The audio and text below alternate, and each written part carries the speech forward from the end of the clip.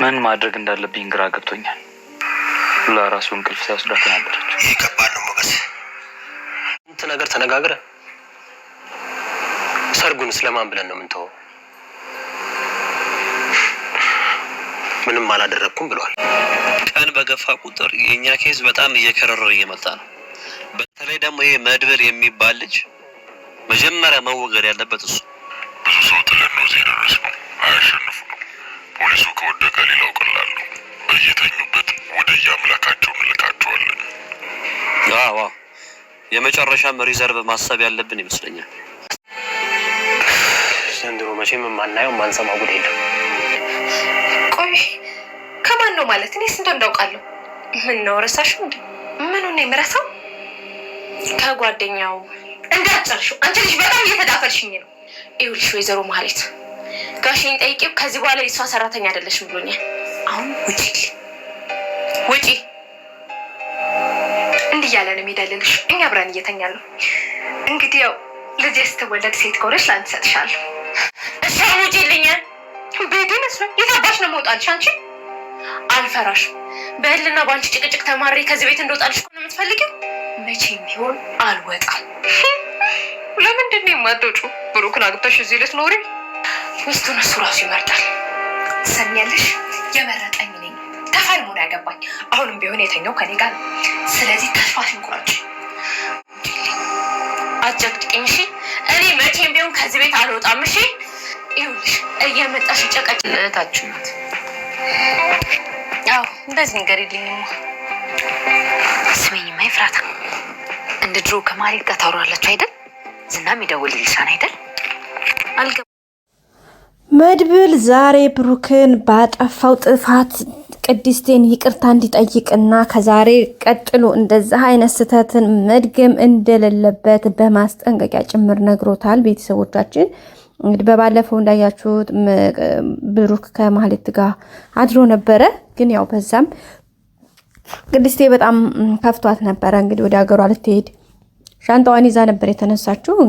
ከዛም በጣም ነበር ብሩክም የደነገጠውና እንግዲህ ያው አይታቸዋለች ማለት በመስማት ወይ ደግሞ በጥርጣሬ ብቻ ሳይሆን እንግዲህ በርጋ ሄዳ አይታቸው ነበረ። ስታያቸውም እንግዲህ ማህሌት ራሱ አይታታለች ቅድስቴንና እንደውም ቅድስትን ስታይ ሄድ ያለጥብ ባለችበት ከዛም ብሩክ ጋር እንግዲህ መብራቱን አጥፍተው አንድ ላይ ሲተኙ አይታቸዋለች። ከዛ በኋላ እንግዲህ ቅድስቴ ጥሩ ስሜት ላይ አልነበረችም። ያው መጨረሻም እንግዲህ ሌሊቱ እንዳይነጋ የለም ነጋ። ከነጋ በኋላ ቀጥታ ተነስታ እንግዲህ ወደ ውጭ ወጣ ነበረ።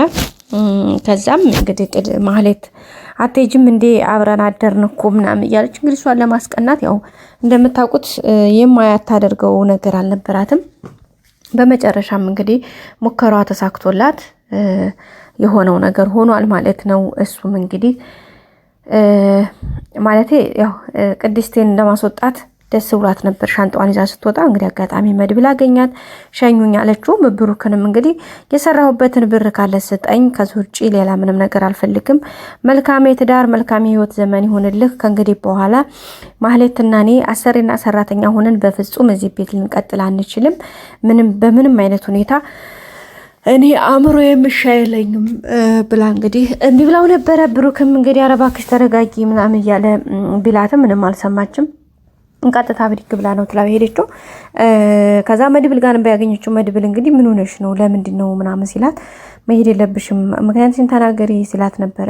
ከዛም ቅድስት እንግዲህ የሆነውን ነገር ነግረዋለች። ብሩክና ማህሌት አንድ ላይ ያደሩ እንደሆነ እንደ ድሯቸው እንደተመለሱና እንግዲህ ቅድስትም ካሁን በኋላ በሰራተኝነቷ መቀጠል እንዳለባት ያለውን ነገር ስትነግረው እንግዲህ መድብል በጣም እንደደነገጠው እኮ ብሩክ የኔ ወንድም ይሄን አድርጉት ብሎ እንግዲህ አትሄጂም ብሎ ነው ቁጭ አድርጋት። እሷም አይ እኔ መሄድ አለብኝ ብትልም ነው እንደዛ የሚባል ነገር የለም በፍጹም አይደረግም ነበር ያላትና ከዛ በኋላ እንግዲህ ቀጥታ ብሩክ መጣ። ብሩክ ከመጣ በኋላ መድብል ለምንድን ነው ይሄ ነገር የሆነው? ምንድነው የተፈጠረው ነገር? ድጋሜ እንዴት ሁለተኛ ትበድላታለህ? እንዴት እንደዛ አድርገህ ታስቀይማታለህ? እንዴት ከዛሽ ከሴትዮ ጋር ከማህሌት ጋር መልስ ትጋደማለህ? አንተ እንዴት ራስን አትቆጣጠርም? ምን አስበህ ነው? ወይስ ከምን አንጻር ነው ይሄ ነገር የሆነው ብሎ እንግዲህ በጣም ነበር የተበሳጨበት፣ በጣም ነበር የተናዳደደው። በቃ ከመናደድ ያልፎ እንግዲህ ብዙ ነገሮችን ነበር የተናገረው። እንግዲህ መድብል ያለው ከዛሬ ቀጥሎ የዛሬን ተነስተ ይቅርታ ጠይቃት፣ አንቺም ይቅርታ አድርጊለት፣ ይቅር ለእግዚአብሔር ነው። ሲቀጥል ካሁን በኋላ ምንም አይነት ነገር ችግር ቢፈጥር ውርድ ከራሴ እመኚኝ፣ ፈጣሪ ምስክሬ ነው። ከዚህ ቤት የምትወጪው አንቺ ሳትሆኚ እሱ ራሱ ነው ያላት ማለት ነው። በዛም እንግዲህ ቅድስቴ ያው እሺ ብላ እንግዲህ ቅርታውን እንድትቀበለው አድርጎ መድብል አስታርቋቸዋል። ብሩክም እንግዲህ ቅርታ ጠይቋታል። ግን ብሩክ ያው ምንም ይሁን ነገር አዎ አብረን አድረናል እንጂ አንድ አልጋ ላይ አደርን እንጂ እኔ ከማለት ጋር ምንም አይነት ነገር አላደረኩም እያለ ነበረ። ቅድስቴ ምን አይነት አማርኛ ነው ይሄ ደግሞ? ከሚስት ጋር በዛ ላይ የድሮ ሚስት ነች። ሂደህ ካለህበት ተነስተህ ሂደህ አልጋ ላይ አንድ ላይ አድራችሁ እንዴት ይሄን አይነት ወሬ ልታወራው ትችላለህ? ሲቀጥል ደግሞ እኔ አሁን እንደዛ ብልህ እንዴት ልታምነኝ ትችላለህን ነበር ያለችው ቅድስት። ያው እሱ ልክ ነሽ፣ ግን ደግሞ ምንም ነገር እንዳልተፈጠረ እመንኝ እያላት ነበረ ማለት ነው ቤተሰቦቻችን። በመጨረሻም እንግዲህ ያው ያለውን ነገር መድብል ከይቅርታ በላይ ምንም የለም በማለት ይቅርታቸውን ተባብለዋል ቤተሰቦቻችን። ሌላው እንግዲህ ቅድስቴ ማን ነው ምሳሌ በጣም ነበር የተቆጣችባት በቅድስቴ። አየሽ እናቴ ነሽ፣ እናትሽ ነኝ፣ ሁሌም ከጎንሽ ነኝ ትይ ነበረ፣ ግን አውቀሽ ነው ስትሄጂ ጥለሽ ልትሄጂ ነበረ። መድብል ባያስቀርሽ ኖሮ አጎቴ ባያስቀርሽ ኖሮ ልትሄጂ ነበረ። ሲቀጥል ደግሞ ልጅሽ ከሆንኩኝ እናቴ ከሆንሽ ለምን እንሂድ ስትሄጂም ለምን ይዘሽኝ ልትሄጂ አልሞከርሽም? አንቺም እማዬ ማለትም እናታሽ ነኝ ትሉኛላችሁ፣ ግን ውሸታችሁን ነው፣ ምክንያቱም አትወዱኝም እያለች እንግዲህ በሚገርም ሁኔታ ምንም የማይጠብቁትን አማርኛ እየተናገረች ነበረ። በዛም እንግዲህ በጣም ነው የደነገጠችው ቅድስቴም። እንዴት ግን ይሄ አማርኛ ካንቺ አፍ ነው የወጣው ማለት እንዴት ነው ይሄ ነገር እያለች በጣም ሲገርማት ነበረ። በመጨረሻም እንግዲህ በቃ ይቅርታ ከዛሬ በኋላ እንደዚህ አይለመደኝም ይቅርታ አድርጊልኝ ብትላትም አይ ድጋሜም ጥለሽኝ ትሄጃለሽ፣ አየሽ አንቺ እናቴ አይደለሽም፣ በቃ እናቴ ናፍቃኛለች፣ እናቴ የሞተችው እናቴ ናፍቃኛለች፣ በቃ እናቴን ነው እንጂ የምፈልግ እናንተን አይደለም ምናምን እያለች ትገኛለች ማለት ነው ቤተሰቦቻችን። እነሱም እንግዲህ ኦኬ ብለው ያለውን ነገር እንግዲህ ምሳሌም አኩርፍ ያለው እያለች ነው እንግዲህ እንደሚታረቁ ተስፋ እናደርጋለን ቤተሰቦቻችን። ሌላው እንግዲህ መርዞ ደላላው በጣም ሲያስቀኝ ነበረ የምር ማለት ነው። በጣም ነው ያሳቀኝ ያዘናናኝ። እንግዲህ ሰቅሰቅ ብሎ እያለቀሰ ነበረ በኤፍራታ ፍቅር ማለት ነው። አረ ወይኔ የመርዞማ ፍቅር አይደለም መጋኛ ነው መሰለኝ የመታው። አረ ወይኔ የምር ማለት ነው። እንዴት አባት እንደሳኩኝ እንግዲህ ያው እያለ ያለቀሰ ነበረ። በመጨረሻም እንግዲህ ዳጣ ይዛ ሄዳ አስታርቃቸዋል ቤተሰቦቻችን። ያው ታርቀዋል። እንግዲህ ከዚህ በኋላ የምንታረቀው ቤት የምኖርበት ሰፋ ያለ ቤት ያስፈልገኛል፣ ያንን ቤት ተተከራይልኝ ነው እያለች ነው የምትገኘው። እንግዲህ እሺ ብሏል ማለት ነው። ለፍቅር የማይኮን ነገር የለም። እንግዲህ እንደ ጥጃ አይኗን እያያት ነው ቀና ቀና እያለ እና የሚገርም ነው ቤተሰቦቻችን። ብቻ ዘና ሲያደርጉን ነበረ። እንግዲህ ኤፍራታ የምትፈልገው በነገራችን ላይ ገንዘብ ነው። ባለፈው እንግዲህ የአንድ ወር ቤት ኪራይ ክፈል ብለዋል፣ ይከፍሏል። ጋብዘኝ ስትለው ጋብዟል። ለሻይ እንግዲህ ልጇም ትንሽ ብር ስትል ፈልጎ ሰጥቷል። ከዛ ግን እሱ የምፈልገው በቃ ሽሽ ቅዳሜ ማለት ነበረ። እሱ ጋር ደግሞ ኖ ብላለች ኤፍራታ ማለት ነው። በሱም እንግዲህ እሱም እየተበሳጨ ነው። እንዴት እንደዚህ ሊሆን ይችላል? ለምንድን ነው እያለ ነው።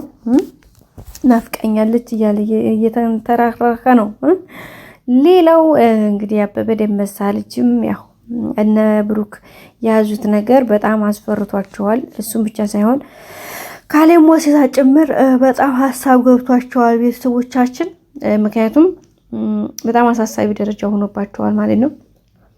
ምክንያቱም ሕግ ይዞታል። ፖሊሱ ደግሞ በጣም እንትናቸውን እየተከታተላቸው መረጃ እያጣራ እንደሆነ ሲሰሙ እንግዲህ እሱ መወገድ ያለበት መድብልም መወገድ ያለበት ነው። እነሱ ያው መወገድ ያለበት ነው ሁሌም አማርኛቸው እንግዲህ መወገድ ያለበት እያሉ ነው የሚሉት። እንግዲህ ማን እንደሚወገድ መድኃኒዓለም ያውቃል ማለት ነው። እና ቤተሰቦቻችን እንደዛ እያሉ ይገኛሉ። እንግዲህ ከተሳካላቸው ማለት ነው። ማን ነው አስወጋጅ ማን ተወጋጅ? ሌላው ደግሞ የሉላና ሞገስ ጉዳይ ትንሽ የሚያስጠላ ነው።